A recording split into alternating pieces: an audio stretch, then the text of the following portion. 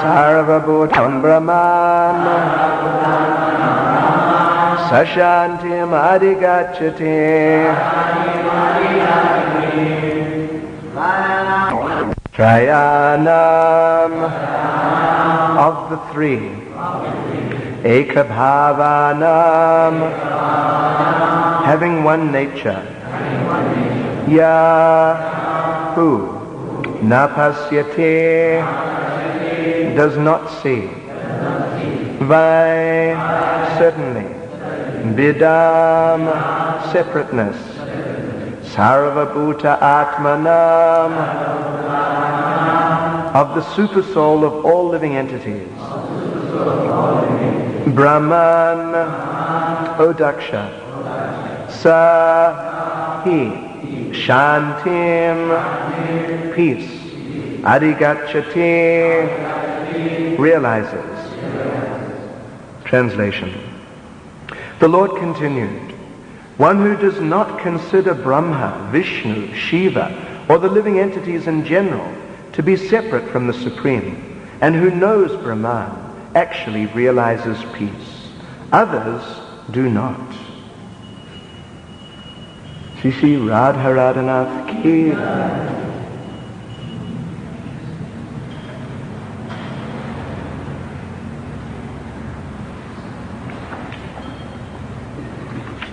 Purport by Srila Prabhupada. Two words are very significant in this verse. Trayanam indicates three, namely Lord Brahma, Lord Shiva, and Lord Vishnu. Bidam means different. They are three, and therefore they are separate, but at the same time they are one. This is the philosophy of simultaneous oneness and difference, which is called Achintya Bhed Abhed Tattva.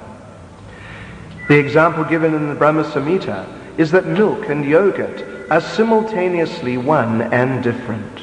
Both are milk, but the yogurt has become changed. In order to achieve real peace, one should see everything and every living entity, including Lord Brahma and Lord Shiva, as non-different from the Supreme Personality of Godhead. No one is independent. Every one of us is an expansion of the Supreme Personality of Godhead. This accounts for unity in diversity. There are diverse manifestations, but at the same time, they are one in Vishnu. Everything is an expansion of Vishnu's energy. Translation. The Lord continued, one who does not consider Brahma, Vishnu, Shiva, or the living entities in general to be separate from the Supreme, and who knows Brahman, actually realizes peace. Others do not.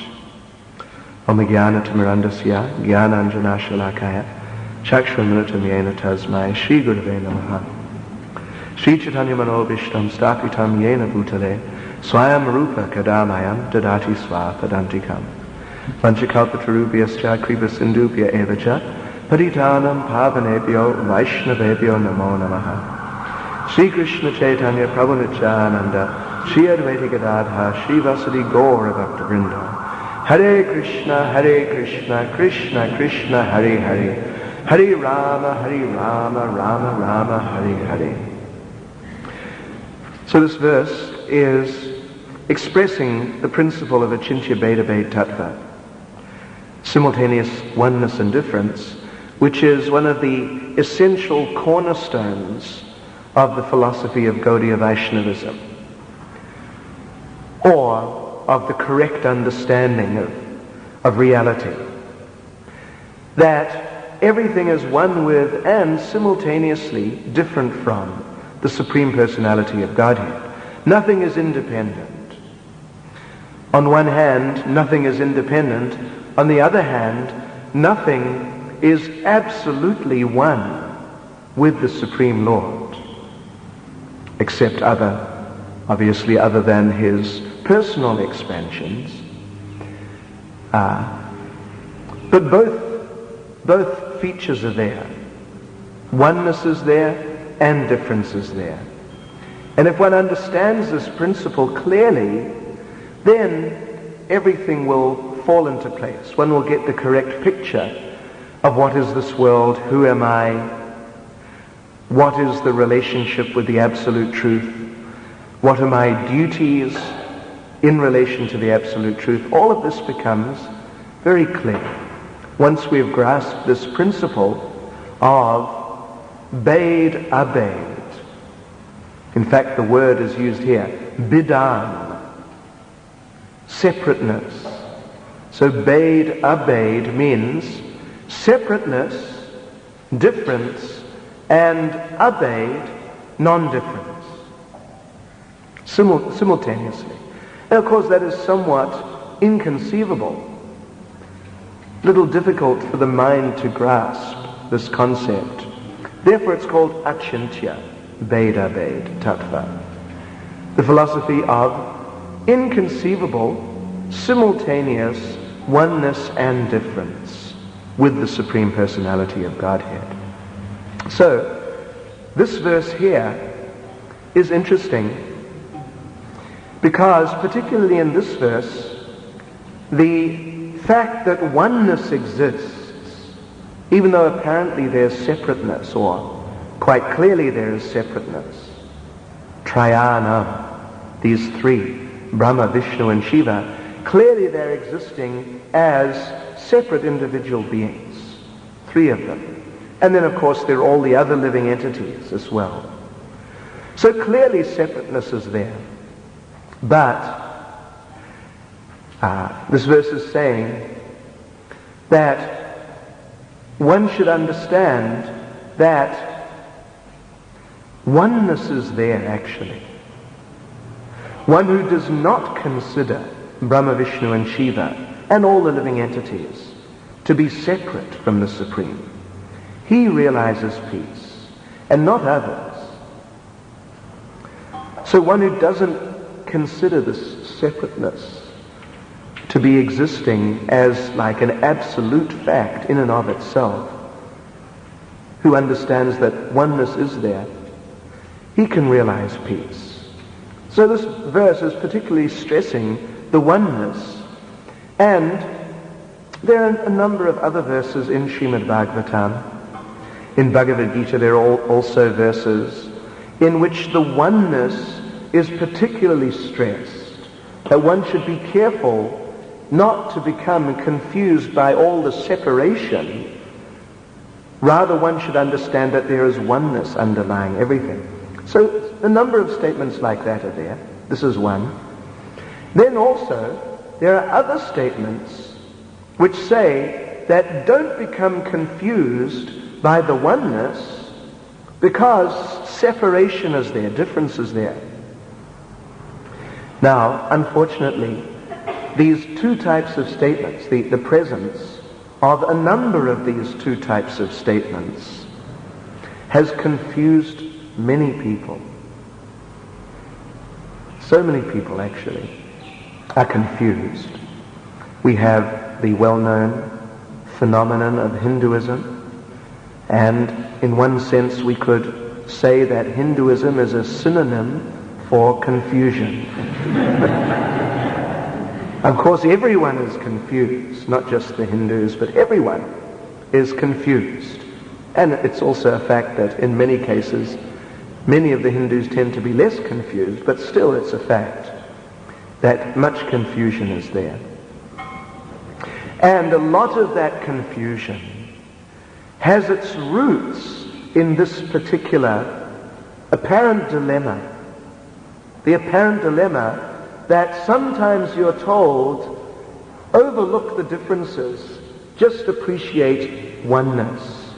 And other times you're told, don't be confused by the oneness, overlook the oneness, and focus on the difference.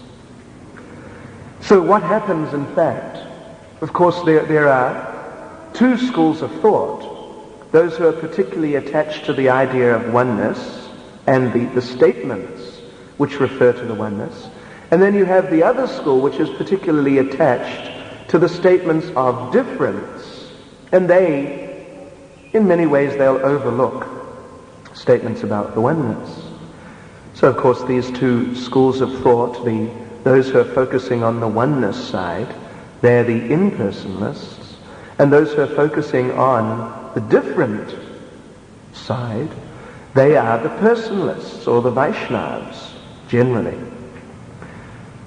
And it's only in the philosophy of Lord Chaitanya that we find the correct understanding, the proper synthesis of these two ideas. A philosophy which allows for both concepts which are expressed in Scripture. Both the concept of oneness plus the concept of difference. Both are taken into consideration very nicely. But it's only in the philosophy of Lord Chaitanya that this is there. Otherwise, of course, in the impersonalist philosophies, it's not there at all.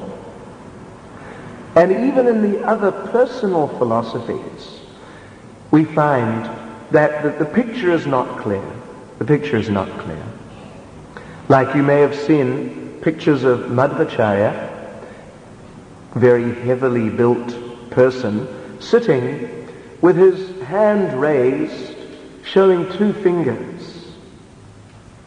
So his philosophy is dualism, that there are two, not just one, two, the living being and the Supreme Personality of Godhead. They're two, they're not one.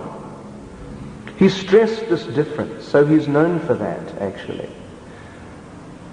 But actually it's not exactly like that. Of course, the two are there, but in another sense the two are one. But Madhvacharya, he didn't really, of course he accepted that internally, but he didn't express that concept. He was always stressing duality, the two. And he wasn't really dealing with the side of the oneness. On the other hand, you get Ramanujacharya, whose philosophy, in many ways we would say that in many ways it's the closest of all those philosophies to the Gaudiya Vaishnava philosophy, but it's not quite the same. His philosophy is called Vishishtadvaita, or qualified monism. Actually, it's a monistic philosophy, but it's a qualified monistic philosophy. Sometimes it's called concrete monism. Concrete in the sense that you have a piece of concrete, and very clearly it's one piece of concrete. That is its nature. It's one piece, one unit. But if you look very carefully within the concrete, you'll be able to see various of the ingredients which have been combined to form that one piece. You'll see pieces of stone. You'll see the grains of sand. Isn't it? That's a fact. But actually they're existing now within that one entity, and we understand them in terms of being that one entity, different ingredients of the one entity concrete. So Ramanujacharya's philosophy is that we are part of God. We are part of the body of God. Like he has his finger, so we may be parts of that finger as such, directly parts of the form of God. So it's called qualified monism. Actually, it's a monistic philosophy. Therefore, it's called Vishisht Advaita,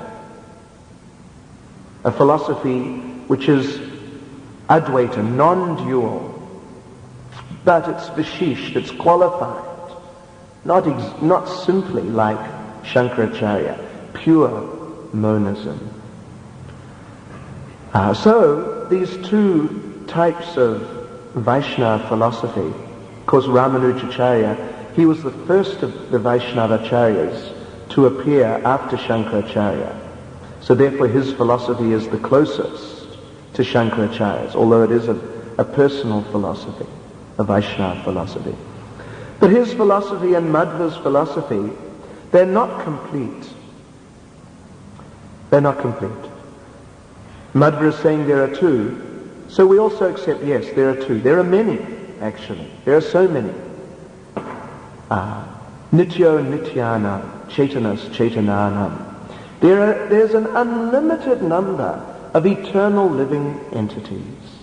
Each one is an individual, and including the Supreme One, the Supreme, singular living entity. They're all individual. But there is a oneness there. That Krishna is spiritual, and we are spirituals. Krishna is Satchidananda Vigraha. We are also Satchidananda Vigraha. In quality, we are the same. But in quantity, there's a great difference. And Krishna, he is the energetic, and we are the energy. Not, as Ramanujacharya says, that we are part of his being as such, of his person. No, we are his energy. He is himself. He is the personality of Godhead, and we are his energy. But in his case, because he's such an extraordinary person, his energy means persons in this context. So, in the philosophy of Lord Chaitanya, we get this very nice synthesis of these two apparently contradictory philosophical concepts which occur quite frequently throughout the Vedic scriptures, even here in Srimad Bhagavatam and Bhagavad Gita, and which confuse so many people. Therefore you find, in fact, we have had little debates generally with impersonalists, and they are very happy to quote whatever verses they know. Unfortunately these days generally they don't know so many, but they may know a few slogans. From the monistic point of view, they're very happy to present those and say to us, so there, this is Shastra. But then we reply with some other verses which express the difference, and they don't know what to say. They have nothing to say. They have nothing to say. Or if they have something to say, like Shankaracharya himself even, he said that in many ways what Krishna says in Bhagavad Gita is very nice, but some parts are wrong. That was his idea. That Krishna, there are so many statements that he makes in Bhagavad Gita, and they're very nice. That means, of course, statements which they're more from the side of oneness. But the other statements in which Krishna is quite clearly stating the difference, Shankaracharya, he came right out and said that actually Krishna is wrong here. And we have another idea, and we will substitute our idea for these ideas where Krishna is wrong. In fact, this point is made, those of you who have read Chaitanya Charitamrita would have seen, when Lord Chaitanya is discussing with Sarvabhauma Bhattacharya, Lord Chaitanya brings up this very point, that how can Shankaracharya say that Lord Krishna is a good authority and we should follow him in some respects, but in other respects he's wrong. Either he knows or he doesn't know. If he's mistaken, then why accept anything that he says? As Vaishnavas, we're always very careful to see before we accept someone or some statements, some source of knowledge as being valid. We want to see, is the source free from the four defects of the conditioned soul?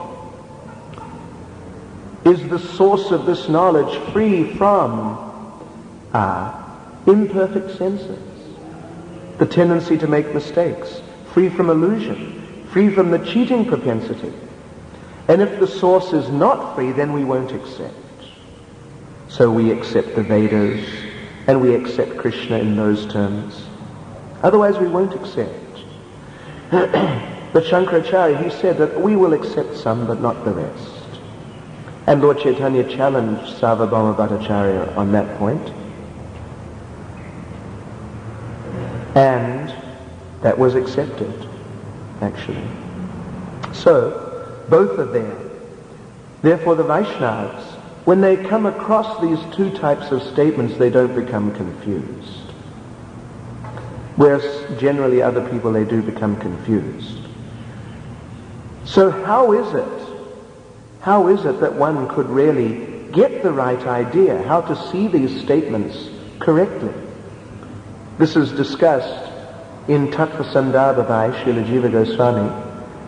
We'll be trying to teach a course on that in a few months, and then we'll go through all these things elaborately. But Jiva Goswami makes a very valid point.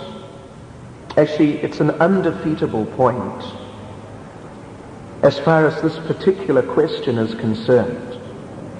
The question is, how do we know what is the real message of the Vedas? Is it oneness or is it difference? Or what is it? Is it just whatever you want? You can just choose as you like. What is the real message? So Jiva Goswami says that you don't need to read all the Vedic literatures and try and figure out what is being stressed most. How many statements are there which are saying that it's one? How many statements are there which are saying that it's different? You don't need to do that. So what do you need to do? He makes a very nice point.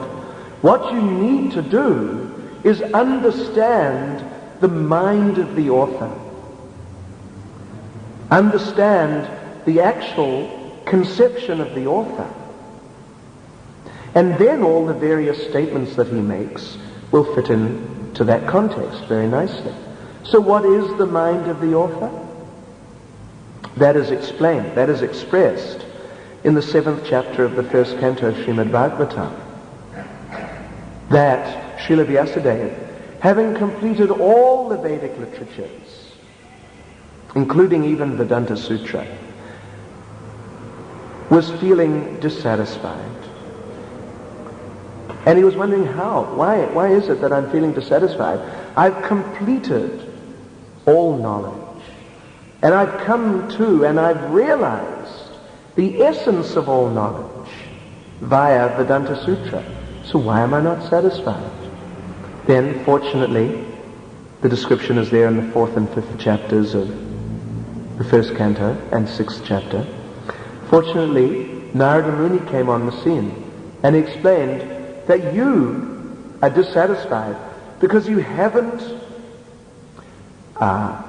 explained, you haven't elaborated clearly the position of Krishna. You haven't established that, and you haven't realized that sufficiently. Not sufficiently.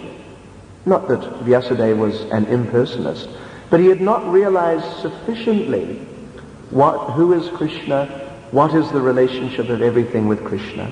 So Narada told him, indirectly told him that you write Srimad Bhagavatam, but actually what he told him is, you need further realization. So Narada instructed him to take up a certain process of meditation in bhakti yoga, and then said that you'll realize the real highest essence, and when you realize that and express that, then you'll feel satisfied. So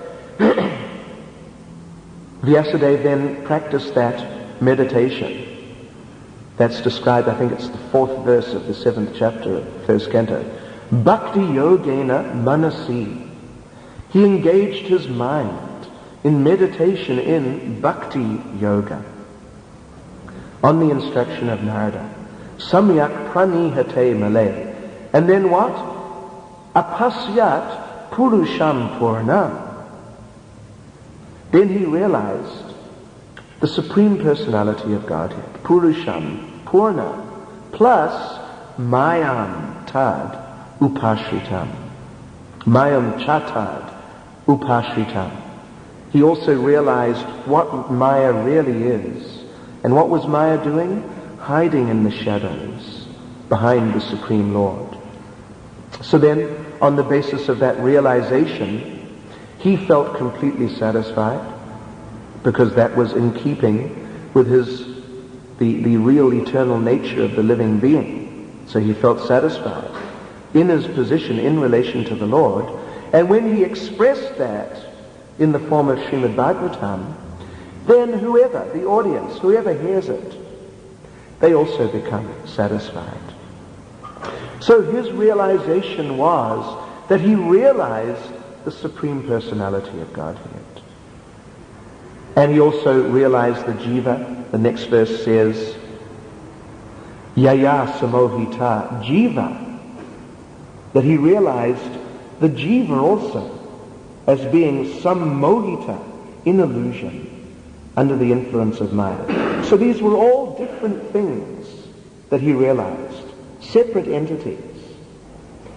So this is the mind. This is like the heart of Vyasadeva. This is his understanding which he is presenting, particularly in Srimad Bhagavatam. So Jiva Goswami gives this as a very simple solution, how we can get the right focus on these different statements, by understanding what is the idea of Srila Vyasadeva. What is he trying to express?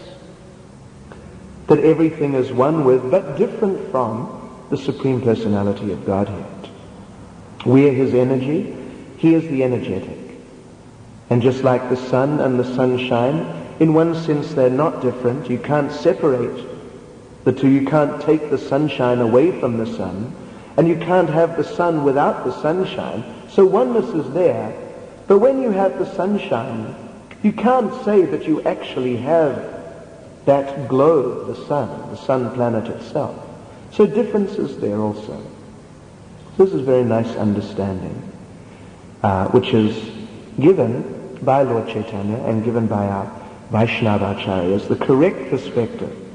So we don't need to do any mental sort of calisthenics to try and twist our minds around certain statements and avoid them, and accept other statements very nicely. Mental jugglery, anything of that sort. We don't have to. We can get the clear understanding. What is what? We are the energy, he is the energetic, so there's oneness and difference. So any comments or questions? I was under the impression that the Vedas were existing before Srila Vyasadeva, and then he just compiled the Vedas. In fact, in the Ishopanishad, there was one Veda, and Vyasadeva separated it. And there are the Vedas personified, but you said Jiva Goswami is saying that Vyasadeva is the author, but in the sense that he's the compiler. Yeah. So since he has a knowledge of all the Vedas. It's in that sense. He's the editor. The Vedas certainly were existing, and Srimad Bhagavatam was also existing. Jiva Goswami explains in Tattva Sandarbha that it's existing, Bhagavatam is existing in Brahma Loka, in the form of 1 billion verses. And Ananta Shesh, in the spiritual realm, he's speaking Srimad Bhagavatam all the time. But when Vyasadeva edited or compiled all the Vedas, then he compiled them as he wanted to, in the context that he wanted to present them. So it's not that. So therefore he's called Veda Vyas, or he's referred to as being the author, the authority, the Acharya. So his final version of what is the message of the Vedas is Srimad Bhagavatam, which he compiled as he wanted to. I've also heard that Shankaracharya considers it Vyasadeva. Actually, it's in the Chaitanya Charitamrita that Shankaracharya considers it Vyasadeva made mistakes. Yes. So it's actually, that's the cheating. When you have a conclusion, instead of just saying this is my philosophy, you come up with write your own philosophy, but you say it's from the Vedas, and you accept what you want. Yeah. Krishna, Srila Prabhupada said that Bhagavad Gita is Krishna's book. These people, they have their own ideas, but they want to use Bhagavad Gita as a vehicle because it's already popular. So they know that if we present our own ideas using the vehicle of Bhagavad Gita, then our ideas will become popular. But this is very dishonest. If they have their own ideas, what Jiva Goswami says, not only that, but then Shukadev added to it according to his realization. And what was his realization? It's expressed in the verse, Atmaramas chamunayo, nirgranta apyurukrame, kuravanti ahitakim bhaktim, itam bhuta gunahari.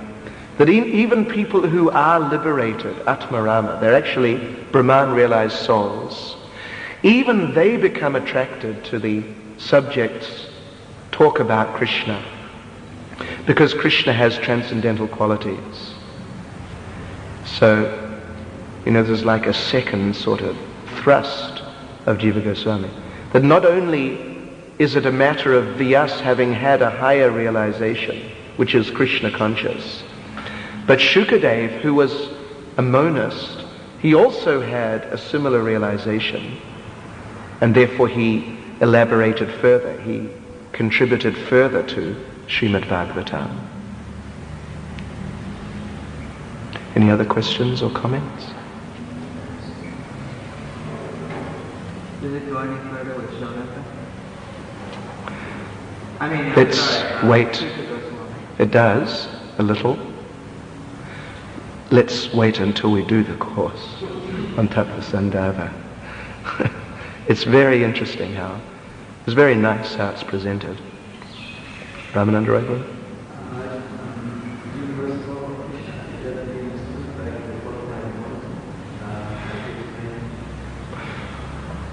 No. Well, it's an illusory form. It doesn't really exist. It's just to help certain types of people grasp the idea that behind this great universe there must be a person. That's how Prabhupada expresses it. That actually there is really no such thing as such. But it's more like just to help these people. Impersonalists and people who are excessively materially attached. More than average. Any other questions or comments? Prabhu?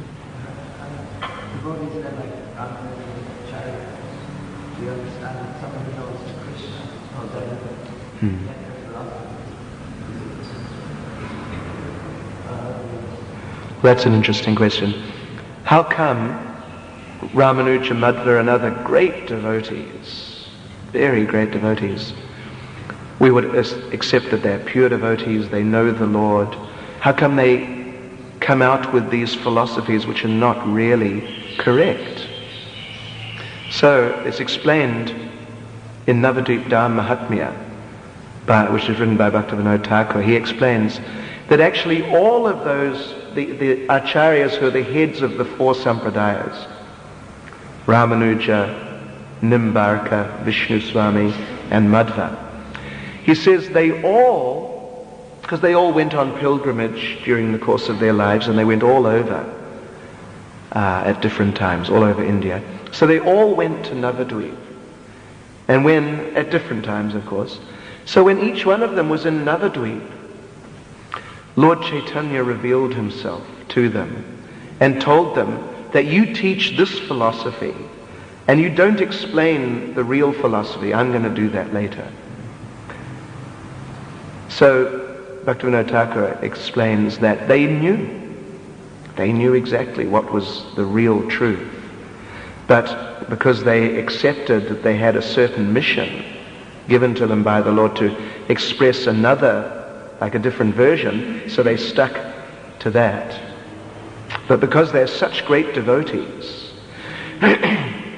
so much empowered by the Lord, even though their philosophies are not quite right, still they were so effective in establishing Vaishnavism. Very, very effective, actually. Any other questions or comments? Ramanuja, bro. And the essence of all the Vaishnava philosophy is called prapanna, which means surrender to the Lord. So that's where they all agree. You have to surrender to the Lord. Yeah. Even there's a little difference. I mean, this is getting a bit technical. Ramanujacharya said that, the Ramanujacharya said, of course this is also the Ramanujacharya, but he's Das, the Adi Ramanujacharya. He said that there is a difference between the concept of surrender as expressed in Bhagavad Gita, chapter 18, verse 66. There is a difference between that and this prapanna, even though in a sense they're sort of synonymous. So that difference was that surrender is a means of achieving that prapanna, which is it's a state of liberation actually. Because their goal is liberation. And bhakti is more like a means to that liberation, although it exists also in the liberated state. But actually, the goal of being liberated is particularly prominent. And that is more like what's included in the concept of prapanna. So I think we'll end here. Srila Prabhupada ki jai.